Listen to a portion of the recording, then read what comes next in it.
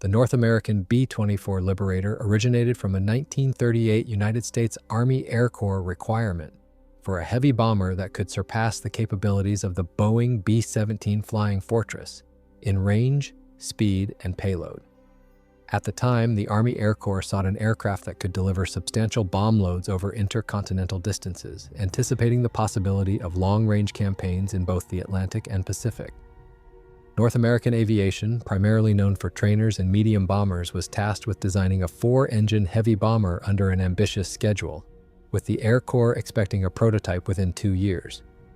Led by Chief Designer Isaac M. Ladden, North American embarked on what would become one of the most significant aviation engineering efforts of the war.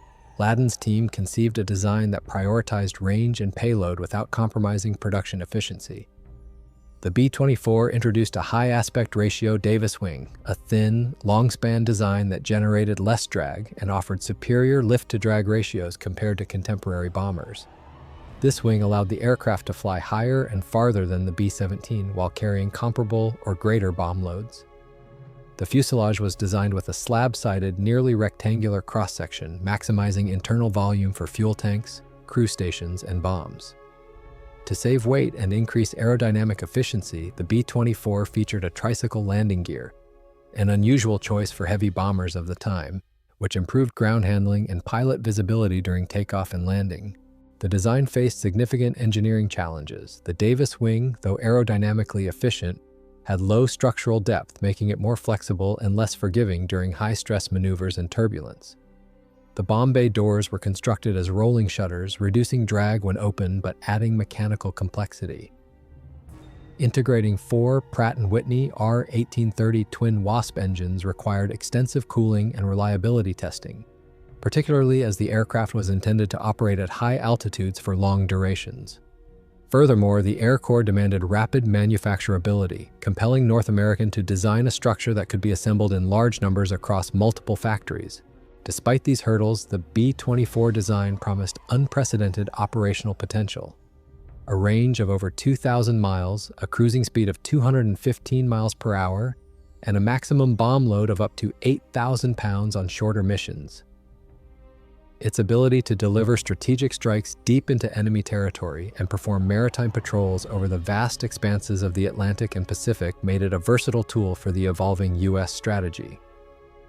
By the time the first prototype, designated XB-24, neared completion in 1939, the Liberator had already attracted interest not only from the Army Air Corps but also from Allied nations seeking a bomber capable of filling multiple strategic roles. The next phase of its development, flight testing, would determine whether these theoretical advantages could translate into operational capability and mass production. The prototype phase of the B-24 began with the rollout of the XB-24 in December 1939, only 11 months after the initial design contract, reflecting the urgency driving its development. Its first flight took place on December 29th at Lindbergh Field in San Diego, piloted by North American test crews. Early evaluations confirmed the aircraft's potential but revealed areas requiring refinement. The Davis wing delivered exceptional lift and range, enabling efficient cruising at high altitudes, but its slender design produced unusual handling characteristics, particularly during sharp turns and in turbulent air, where wing flex could unsettle inexperienced pilots. The tricycle landing gear, while innovative, also required crews to adapt to a higher nose attitude on the ground, which initially complicated loading and taxi operations. Performance testing showed that the XB-24 could meet or exceed the Army Air Corps' range and payload requirements, though speed fell slightly below initial estimates due to drag from the slab-sided fuselage.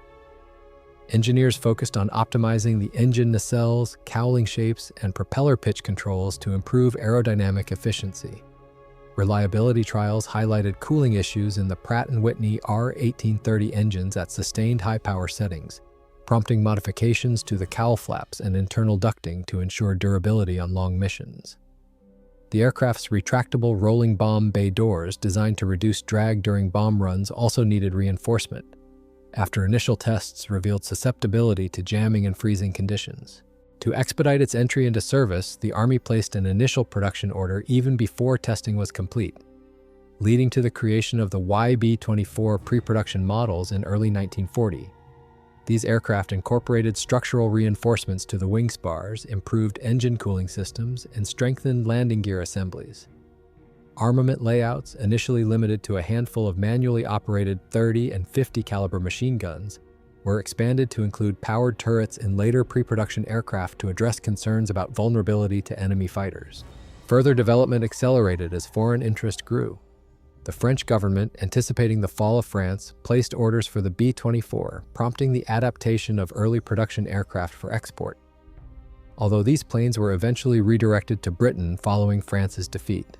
Their inclusion influenced production planning and logistical arrangements, making the Liberator one of the first American bombers designed with large-scale export in mind.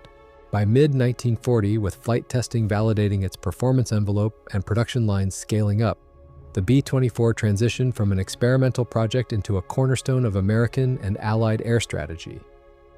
While still requiring refinements to its defensive systems and handling traits, its ability to deliver long-range strikes and carry substantial bomb loads ensured that it would complement and, in some missions, surpass the B-17 as America's primary heavy bomber. Its entry into operational service would soon test these capabilities across multiple theaters, from anti-submarine patrols to strategic bombing campaigns over Europe and Asia. The B-24 Liberator entered operational service in 1941, with the first deliveries going to the United States Army Air Corps and the Royal Air Force, which had inherited early production aircraft originally ordered by France. Its initial combat deployments reflected the aircraft's versatility. While the B-17 Flying Fortress became the primary platform for high-altitude precision bombing in Europe, the B-24 was quickly assigned to missions that exploited its superior range and payload, including maritime patrols, anti-submarine warfare, and long-distance strikes. Early RAF Liberators operated primarily with Coastal Command, conducting extended patrols over the Atlantic to counter the growing U-boat threat. These missions demonstrated the value of the Davis Wing's efficiency, as the B-24 could remain on station far longer than most contemporary aircraft, providing vital coverage across the mid-Atlantic gap where Allied shipping was most vulnerable. In U.S. service, the Liberator's first combat missions were staged from bases in the Pacific following the attack on Pearl Harbor. Its long range made it essential for operations across the vast oceanic distances, striking Japanese installations, shipping lanes, and island airfields at ranges beyond the capabilities of most other Allied bombers.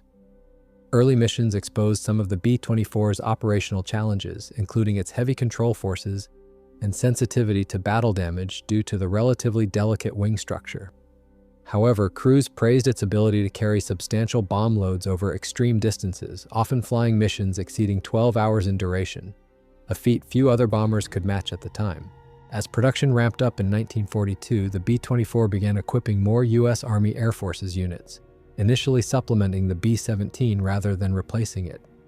Pilots transitioning to the Liberator noted that while it lacked the rugged, forgiving handling of the Flying Fortress, it offered faster cruising speeds, longer range, and greater payload flexibility. Ground crews, however, found its tightly packed systems and complex landing gear more challenging to maintain, particularly in forward-deployed theaters where infrastructure was limited. Reactions from pilots and commanders were mixed but generally positive, recognizing the B-24 as a complementary tool rather than a direct competitor to the B-17. General Henry Hap Arnold emphasized its strategic utility, noting that its extended range allowed missions beyond the reach of the fortress, making it vital for theaters like the Pacific, North Africa, and the Bay of Biscay.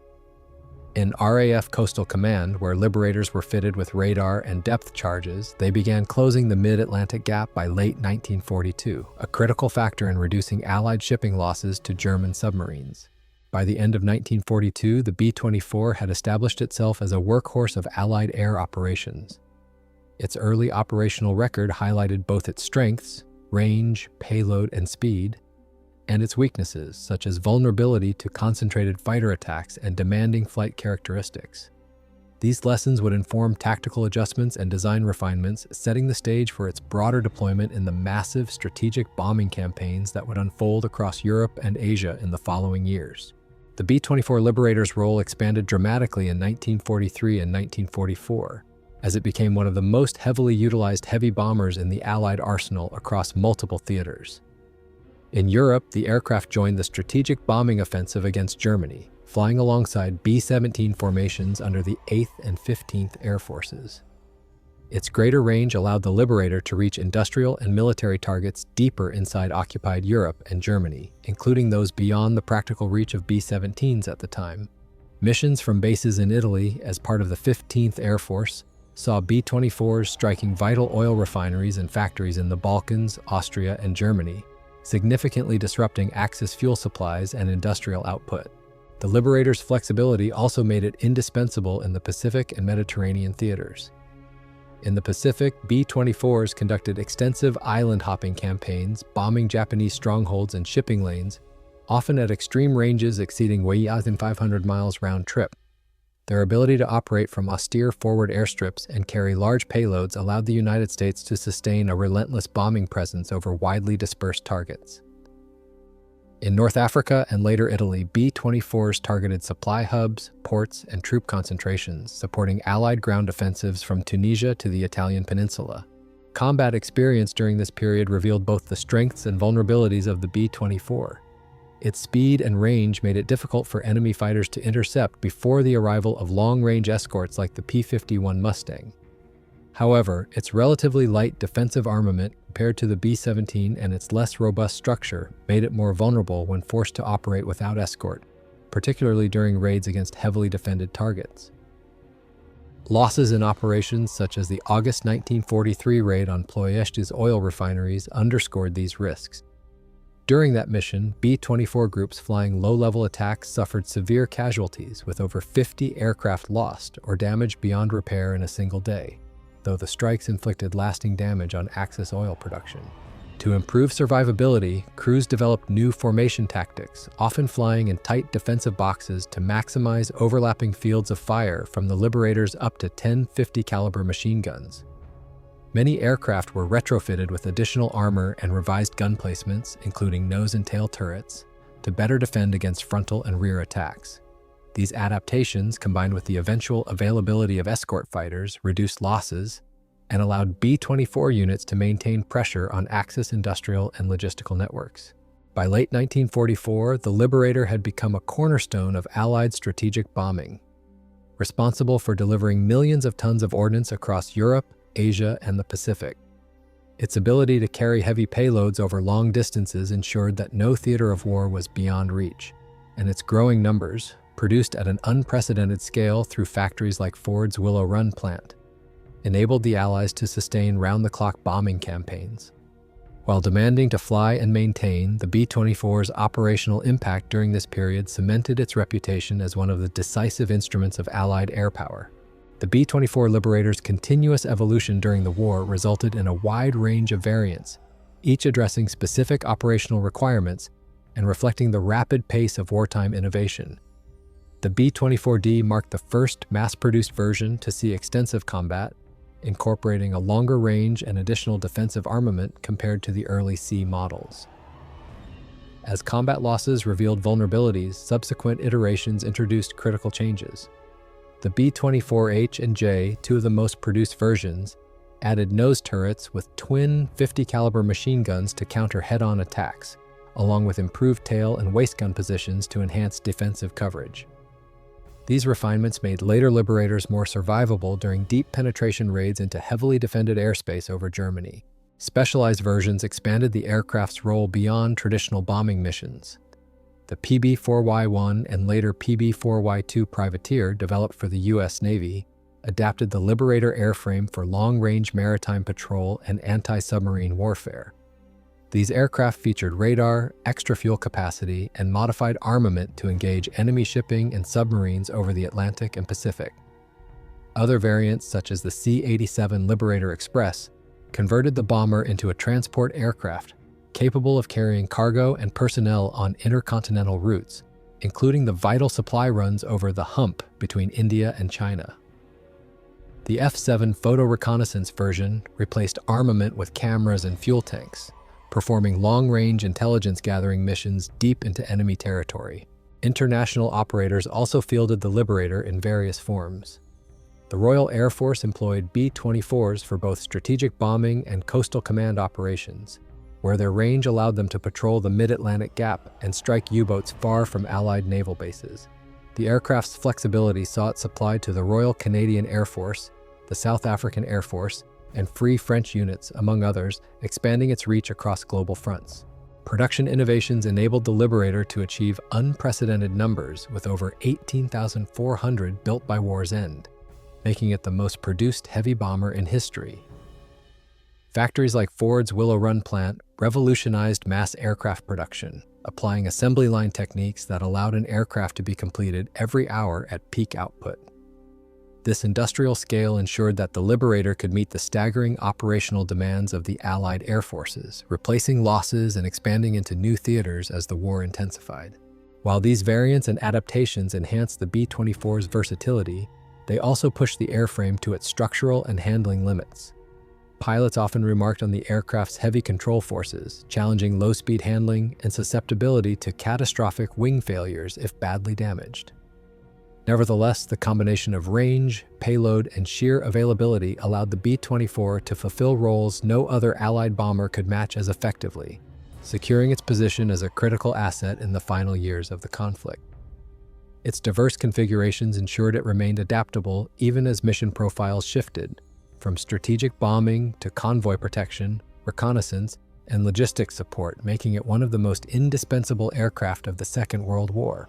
By 1944 and 1945, the B-24 Liberator had cemented its status as one of the most versatile and widely deployed aircraft in the Allied arsenal, serving not only as a heavy bomber but as a maritime patrol platform, cargo transport, and reconnaissance aircraft across nearly every major theater. Its massive production, driven by facilities such as Ford's Willow Run plant, ensured that thousands were available to sustain relentless operations.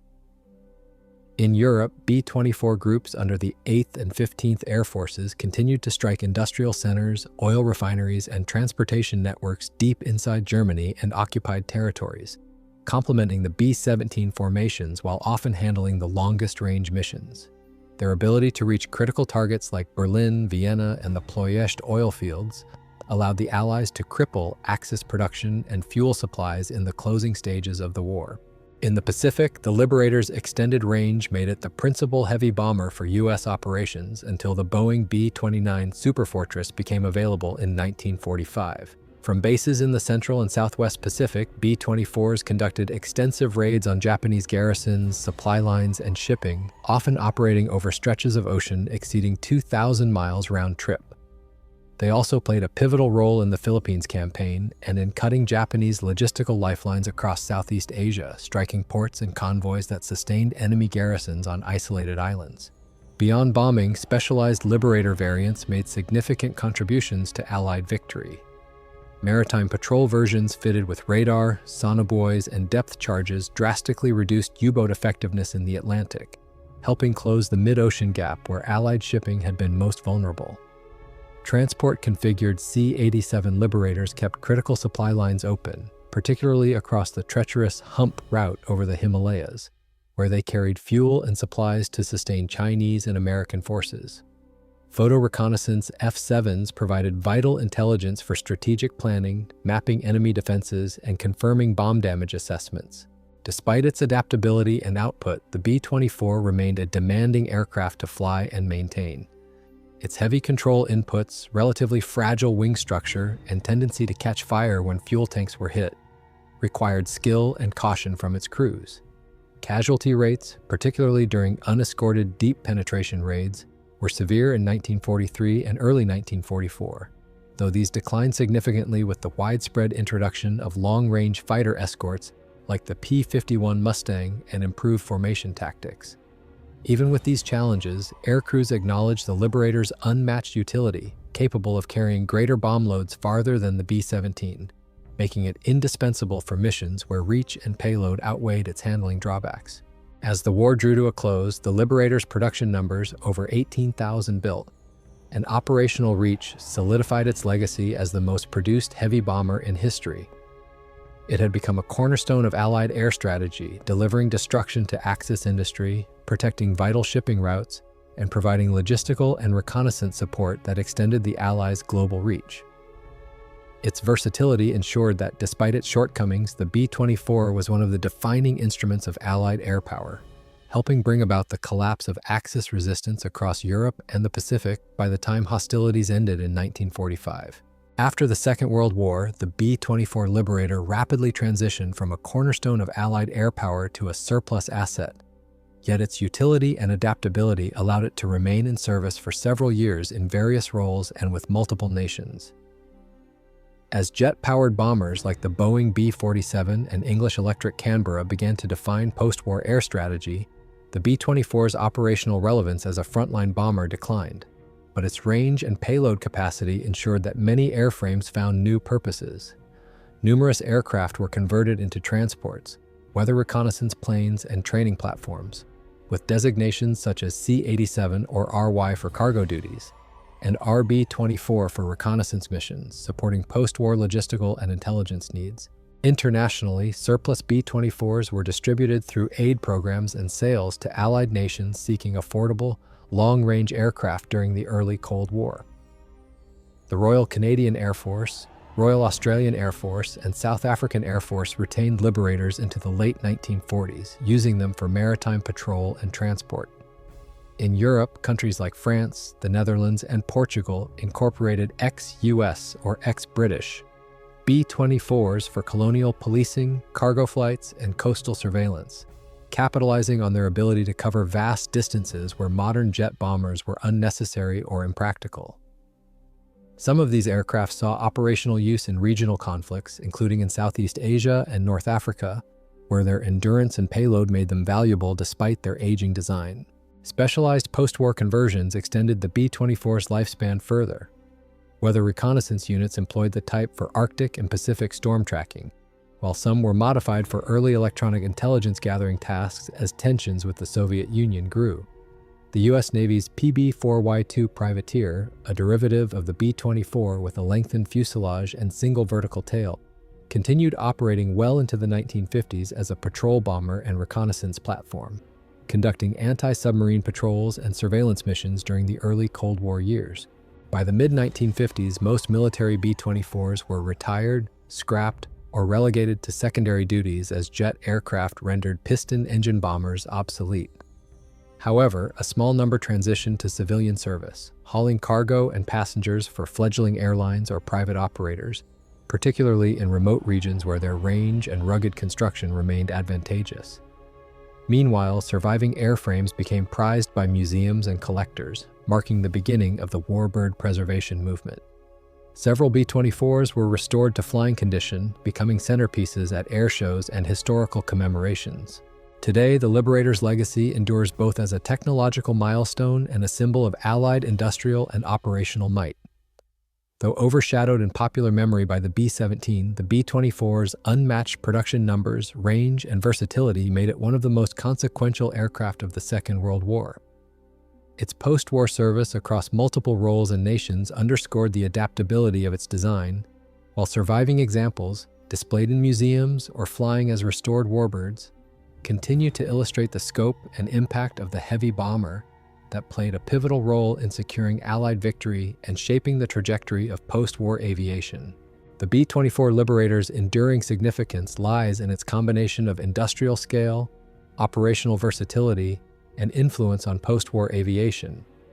With more than 18,400 units built, it became the most produced heavy bomber of the Second World War, a testament to the industrial capabilities of the United States and the assembly line innovations pioneered at plants like Ford's Willow Run.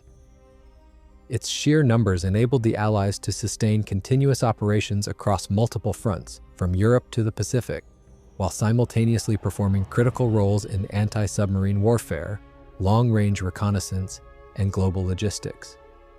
This scale ensured that no theater of war was beyond the reach of Allied air power, fundamentally reshaping the strategic calculus of the conflict. Technologically, the Liberator demonstrated how design trade-offs could yield extraordinary range and payload at the expense of some handling qualities and structural robustness. The Davis wing, with its high aspect ratio, became a defining feature, allowing the aircraft to patrol the mid-Atlantic gap, strike distant Axis strongholds, and conduct intercontinental transport missions long before other bombers could match its reach. While its thin wing structure demanded careful handling and made it more vulnerable when damaged, the design provided lessons for future long-range aircraft, highlighting the value of aerodynamic efficiency in strategic aviation. Culturally and historically, the B-24 carved out a legacy distinct from its more famous counterpart, the B-17. While the Flying Fortress became synonymous with high-altitude daylight bombing over Europe, the Liberator earned its reputation as a global workhorse, delivering decisive blows to Axis industry, shipping, and supply chains across multiple continents. Crews often viewed it as a demanding but indispensable machine, less forgiving than the B-17, yet capable of missions no other Allied heavy bomber could undertake as effectively. Its role in sinking U-boats, supplying distant forces, and striking deep into Axis territory underscored its contribution beyond strategic bombing. After the war, the Liberator's influence persisted through its derivatives and the operational concepts it embodied. Its naval counterpart, the PB-4Y2 Privateer, extended the airframe's utility into the early Cold War, while its transport and reconnaissance variants supported military and civilian operations worldwide. Lessons learned from its production and deployment informed the design of post-war long-range bombers and transports, contributing to the rapid evolution of intercontinental air power in the jet age.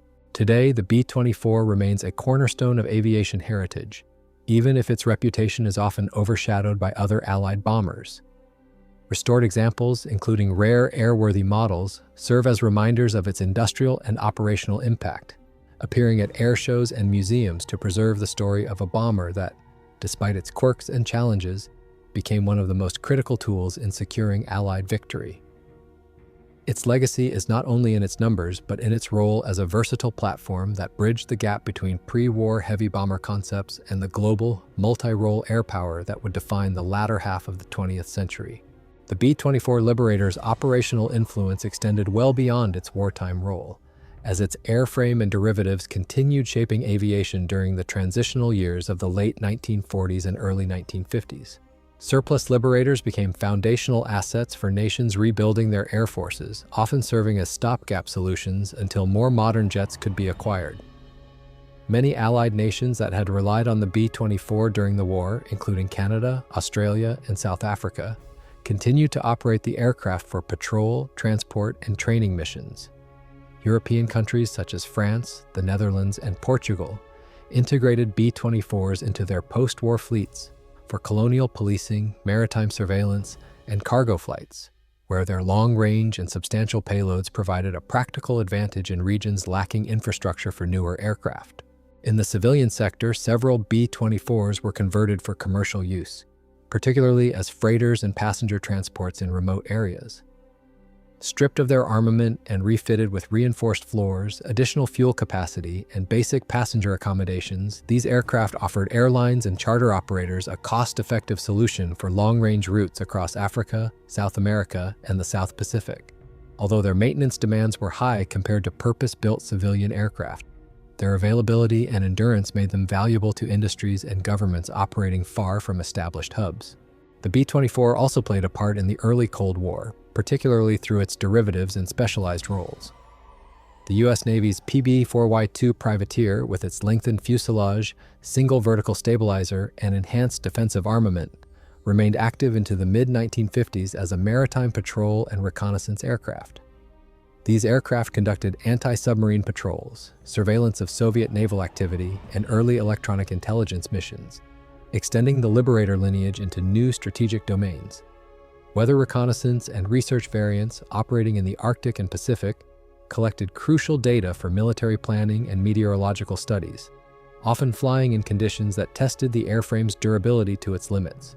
By the time the last B-24-based aircraft were retired from military and civilian service in the mid-1950s, their design had already influenced the next generation of long-range aircraft.